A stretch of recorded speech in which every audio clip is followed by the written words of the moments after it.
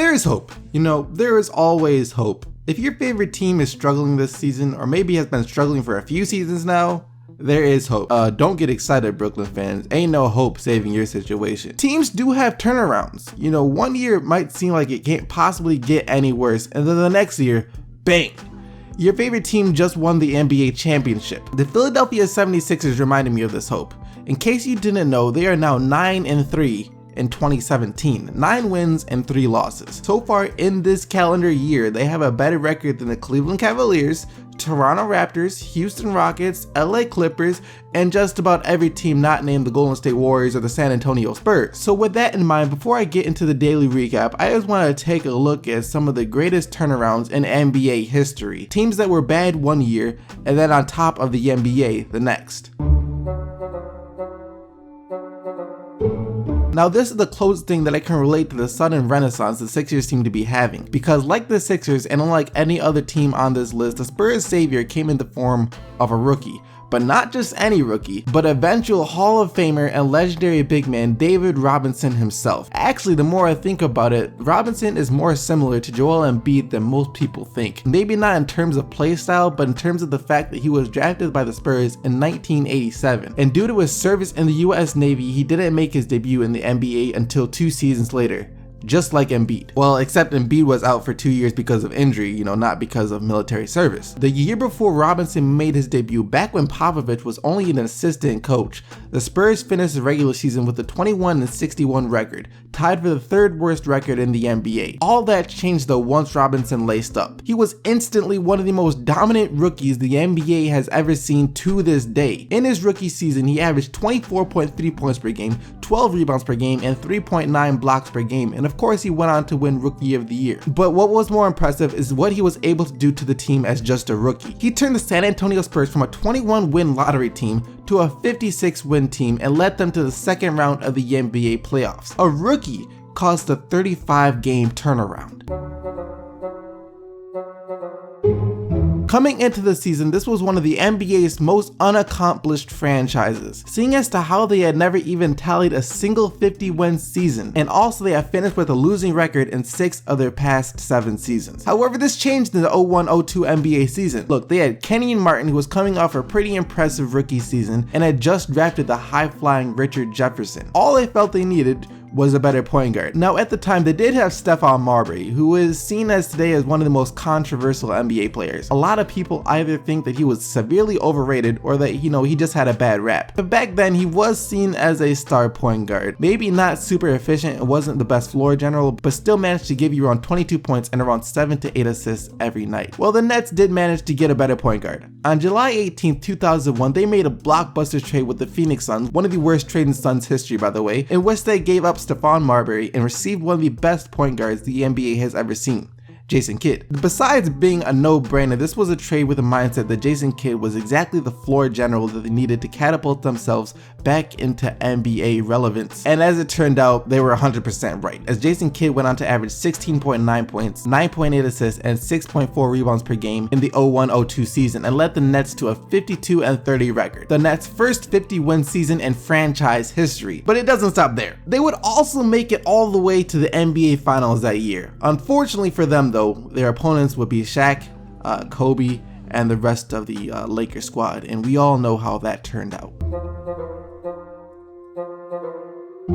Now when you think of the Phoenix Suns, one person I'm sure comes to mind is Steve Nash. The former back-to-back MVP was originally drafted by the Phoenix Suns back in 1996, and after an average start to his career, though he was playing backup to Jason Kidd and Kevin Johnson at the time, he was traded to the Dallas Mavericks for some players and a pick which would eventually become Shawn Marion. Well, when Steve Nash came into the league, he might not have been seen as a player that would go on to win back-to-back MVP awards because of the Phoenix Suns knew that. I'm sure they probably never would have traded him in the first place. Well, before I get into that, I mentioned how the Phoenix Suns traded Jason Kidd to the Nets for Stephon Marbury, right? Well, yeah, that was one of the worst trades in Phoenix Suns history. Before that trade, the Suns had made 13 straight NBA playoff appearances. However, in the 2003-2004 NBA season, they sunk as low to a 29-win team. Alright, now let's go back to the Steve Nash Dallas thing. A couple years after they traded him to Dallas, Nash began to blossom into the player that we see him as today. Playing alongside Dirk Nowitzki, Nash averaged 14.5 points per game to go along with 8.8 assists per game. However, However, in the summer of the 03-04 NBA offseason, Steve Nash saw fit to give the Suns another chance. As in the summer of 04, he signed a 5-year contract with the Phoenix Suns, which you could kind of see coming, to be honest. I mean, even when he was traded to Dallas, he never sold his old home in Phoenix. That season, Steve Nash, alongside Amari Stoudemire and Sean Barry, won 61 games in the 04-05 season, a 32-game turnaround from the previous year, but the Suns still went on to lose to the San Antonio Spurs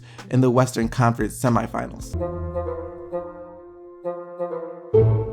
Really not much to be said about this one. I'm pretty sure all of you know what went down here. One of the best off seasons any team could ever hope to have. But to quickly recap, Boston of course is one of the most decorated franchises in the NBA. However, they had hit a bit of a rough patch. Granted, this rough patch was barely anything compared to what some of the other NBA franchises had been through, but nonetheless, in the 2006-2007 NBA season, I don't think anyone was predicting the Boston Celtics to win the NBA championship the very next year. Well, they did. Going into the offseason after the 07 NBA season, all they really had was Paul Pierce. But then Danny Ainge did Danny Ainge things, trading for sharp shooting Ray Allen and also landing the former MVP in Kevin Garnett, and which would be the best trades in Boston Celtics history as far as I'm concerned, as it really allowed them to not just win a championship that year, going from a 24 win to a 66 win team, a freaking 42 win turnaround, but also to rob the Nets of any future they were planning on having a few years later. So those were the main turnarounds I wanted to cover. You know, there were also more turnarounds. I mean, you look at the Spurs back in the 97-98 season, but that turnaround really only happened because Robinson was injured the season prior, and although that Robinson injury did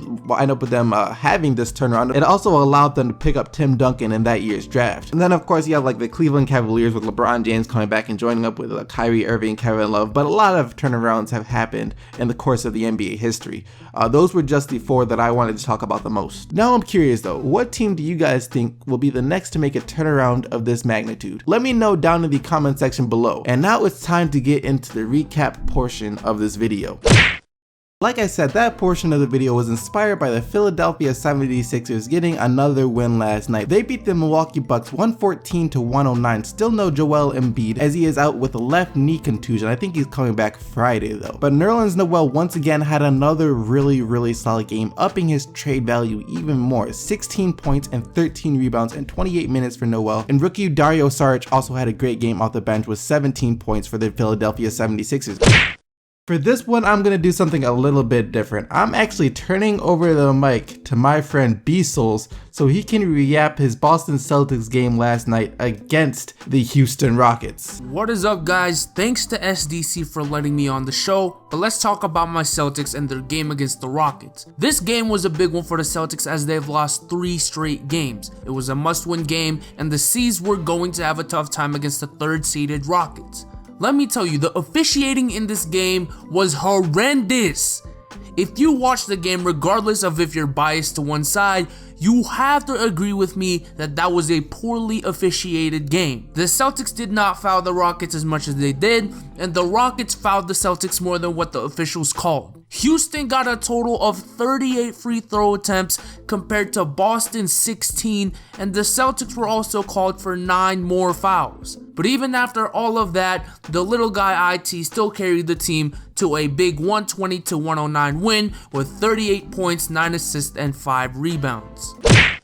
LeBron James is frustrated apparently with the Cleveland Cavaliers management and their refusal to spend more on contracts to give LeBron James the team he wants. Basically, he says he wants a new playmaker, he wants another big man too, but they haven't gotten that yet. And they lost to the Sacramento Kings in overtime yesterday. That's 2 bad losses in a row for the Cleveland Cavaliers. 116-112 was the final score. Aaron Aflalo hit a go-ahead bucket in the final seconds of the game to basically seal it for the Sacramento Kings. DeMarcus Cousins though, 28 points, 11 rebounds, 9 assists, and 3 steals on the night, still out here dominating, the best center in the NBA. And for the Cavs, LeBron James had 24. And for the Cavs, LeBron James had his 2nd consecutive triple-double, 24 points, 13 rebounds, and 11 assists.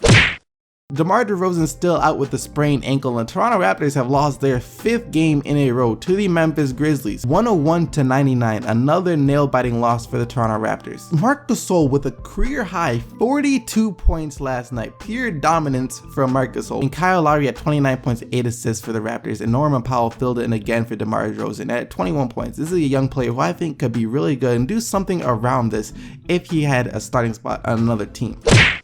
Stephen Curry was back in his hometown of Charlotte last night, and he typically performs really well against the Charlotte Hornets. Yesterday was no exception. 28.6 assists for Stephen Curry and 33 points and 5 rebounds for Kevin Durant as they get the 113-103 win over the Hornets.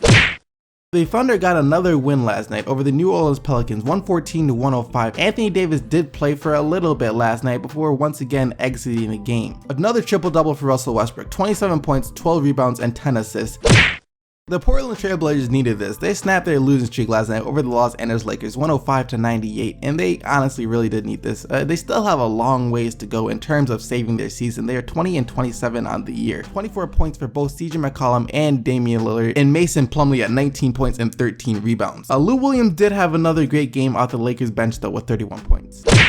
Maybe one day the Knicks will be added to that list of teams that made a historic turnaround, but it's not looking like it'll be this season. They lost to the Dallas Mavericks last night, 103-95. Carmelo Anthony did his usual thing as he goes out there and scores 30 points and grabs you 8 rebounds, but the Knicks still wind up with another loss. 19 points for Dirk Nowitzki and 23 points for Harrison Barnes.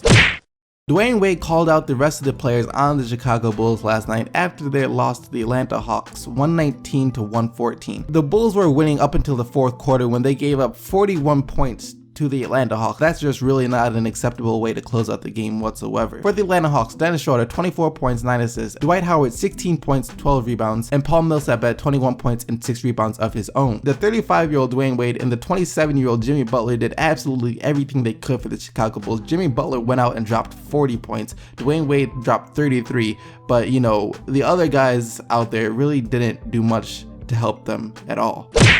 And last but not least, that man Dion Waiters does it again. After his two 33-point performances, Dion Waiters decides to drop a modest 24 points and 8 assists and hit a pretty big 3 late to give the Miami Heat a 109-106 win over the Brooklyn Nets. And that about wraps up all the action for day 93 of the 2016-2017 NBA season, and now it's time to get into the player of the day. Yesterday you guys selected Andrew Wiggins as your player of the day and his 33 points in game winner over the Phoenix Suns. And here are today's nominees. Marc Gasol in his career high 42 points, 7 rebounds, and 2 blocks. DeMarcus Cousins in his 28 points, 11 rebounds, and 9 assists. Isaiah Thomas in his 38 points and 9 assists. Or Russell Westbrook in his 27 points, 12 rebounds, and 10 assists. As always, you guys can go vote right now on the Amino Hardwood NBA app. The link to the poll will be in the description as well as in the comment section below. Or Russell Westbrook in his 27 points, 12 rebounds, and 10 assists. As always, you guys can go vote right now on the Amino Hardwood NBA app. The link to the poll will be in the description as well as in the comment section below. Other than that, another thank you goes out to B-Souls for making an appearance on the daily recap. Go subscribe to his channel, show him some support. The link to his channel will be in the description box below. Like the video if you liked the video, and don't forget to subscribe if you haven't already for more daily NBA videos. And until tomorrow,